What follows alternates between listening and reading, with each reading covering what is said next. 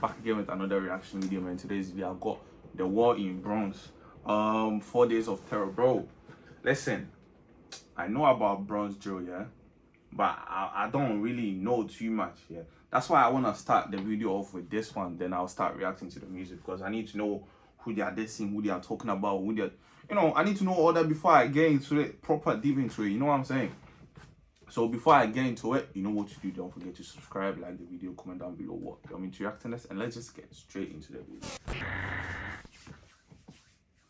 It was another weekend of violence in New York City. Police were called to more than a dozen shootings. 3 teenagers were killed in separate shootings. One victim just 13 years old. Police say this shooting was gang-related. Violence just needs to stop. Get the guns off the streets.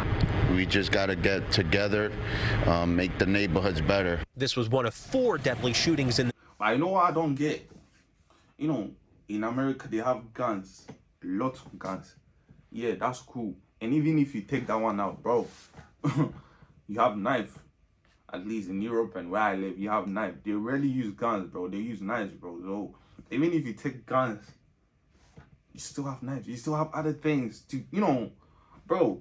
I'm not saying it's easy to kill someone, but there are other ways to kill someone besides, gun. But yeah, let's just see. I'm just waffling, bro. City on Sunday. The Bronx has a serious problem on their hands. Similar to Chicago, young angry teenagers are walking around the streets toting guns and hunting each other down. New York has some of the strictest gun laws in America, but this still doesn't stop anyone from getting their hands on firearms, even kids not even old enough to drive yet. In New York, juvenile suspects are sent to family court instead of being prosecuted as adults, so these teenagers are able to commit violent crime after violent crime and then be let back out on the street with little to no punishment. With laws like and that's one thing. When I was a kid, when I wasn't 18 yet, let me say that, bro, I used to do stupid stuff because I knew even if the police caught me, bro, like, what are they gonna do to me, bro? I'm just gonna get released because I'm not 18 yet, so you can't really prosecute me like that, you get me? But yeah, the moment I turned 18, I was like, nah, bro, if I keep doing this stuff, I might end up being in jail, bro. Like, I'm now 18, I'm a grown, like, they will see me as a grown adult, bro. They'll prosecute me as a grown adult, so mine just, switch up a little bit. Mine was like, I wasn't really doing a lot bad stuff, just a little bit. Why? Because, home situations. I feel like people go into the street because of home situation, other stuff, just to get their mind off things. That's what I was doing. I was doing bad stuff to get my mind off things, bro. But that was the only, now I know even if I go do the same thing that I was doing back then, I get caught, bro. My man is looking maybe 4 years in jail, bro. Not gonna lie to you. That in place, the subject of today's video became possible. In today's video, we'll tell the story of a crazy 5-day span in the Bronx, New York that saw young teenagers from rival gangs gun each other down back to back to back. But before we get into the video, please be sure to like and subscribe.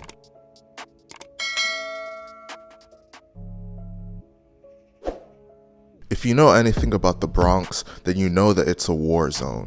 The drill rap scene in the Bronx has blown up in the past couple years, and it shined a light on all of the different gangs beefing with each other and all of the violence and mayhem this beef has caused. Some of the main gangs making noise in the Bronx in the drill scene are the OGs, YGs, DOA, and the OY. The OYs are actually from Harlem, but they primarily beef with sets in the Bronx. The story of this video centers around the beef between DOA and the YGs.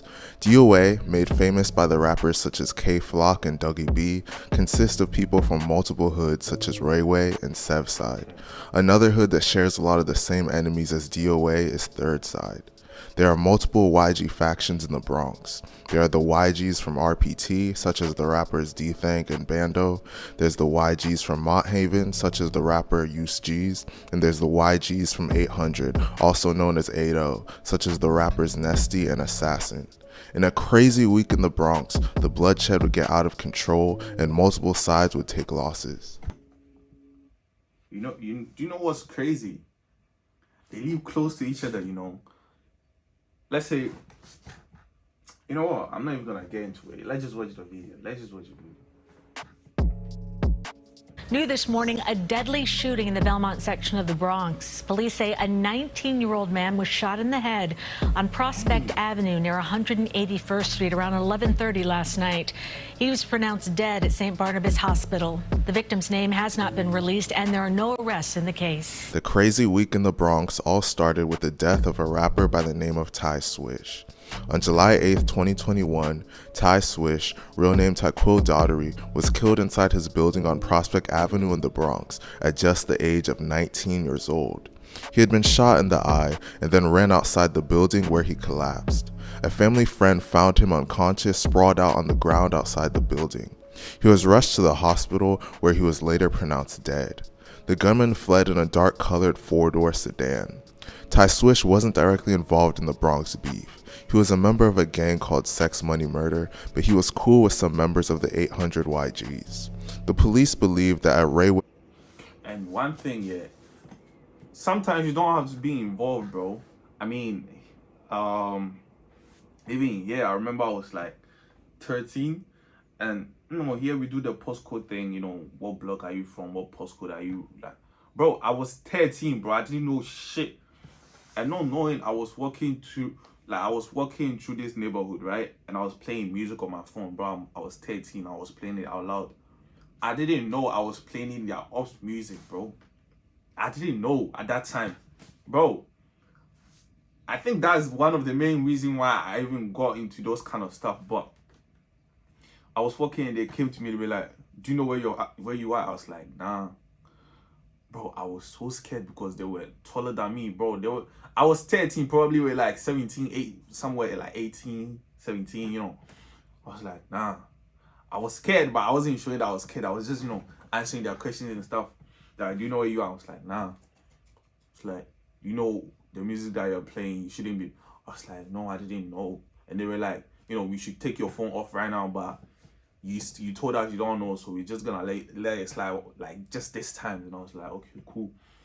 Bro, when I got out of their view, bro, the way I started running, because I was like, nah, in my head I was like, nope, I'm gonna get beat up, bro. I'm gonna get beat up, bro.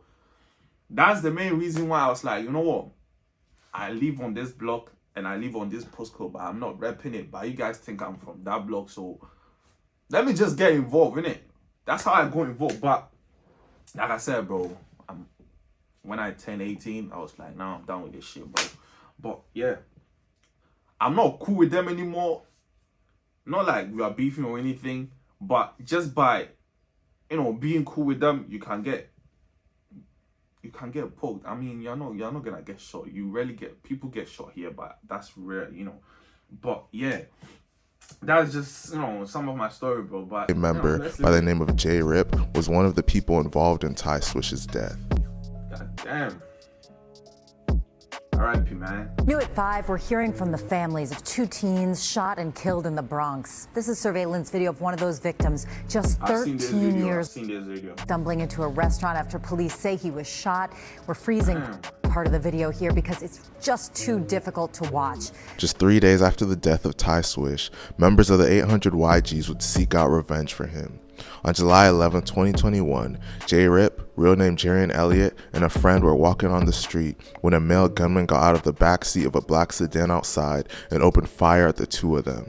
J Rip's friend would get away, but J Rip was shot in the chest and ankle and ran into a cafe. He would collapse and be taken to the hospital, where he would tragically be pronounced dead at just 13 years old. The entire incident was captured on surveillance footage. Although he was just 13 years old, J Rip already had been arrested 8 different times, including for robbery and... Bro, sometimes it's not their fault, bro. It's just, you know, from my experience, it was just home situation, and it's not like we're poor or anything. That's not the situation, bro. It's just, you know, how home is just home is full of shit. You are depressed, you get angry when you're at home, like all those stuff, like stepmom situation. Some people are like that. Some people are just, you know, they need to go hustle to help their mom. But my situation wasn't like that though.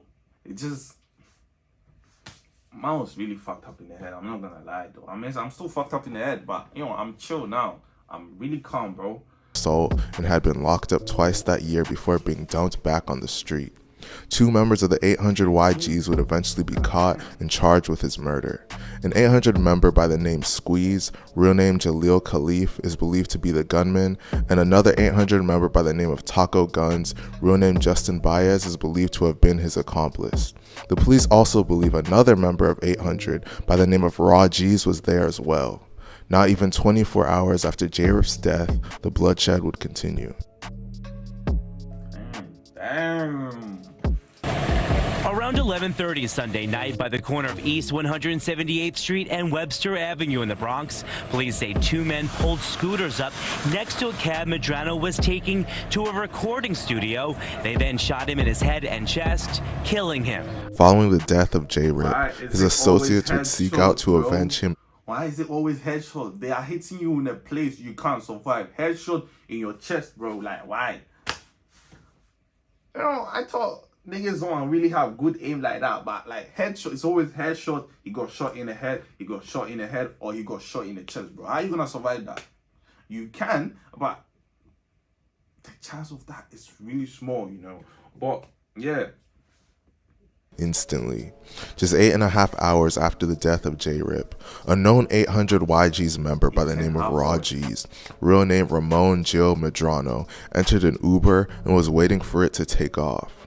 Rajiz had mocked J-Rip's death on social media and had been believed to have been present for J-Rip's murder. While he was sitting in the Uber, 2 gunmen on scooters would ride by and open fire on him. He was shot in the head and chest and died instantly. In fact, the whole incident was caught on video. The crazy thing about it is that Ross shouldn't have even been free at the time. He was wanted for an armed carjacking at the time of his death, and was one of 3 open gun cases he had against him in family court, all stemming from incidents in the previous 7 months to his death. According to the police report, 2 16-year-olds were charged with Ross' death. One of them goes by the name of No Love Munna, and he is allegedly J-Rip's cousin. Surprisingly, No Love was released from jail, but since he's a juvenile, there's no way of checking his paperwork to see why. The very next day after the death of Raw G's, the 800 YGs would be out looking to avenge him.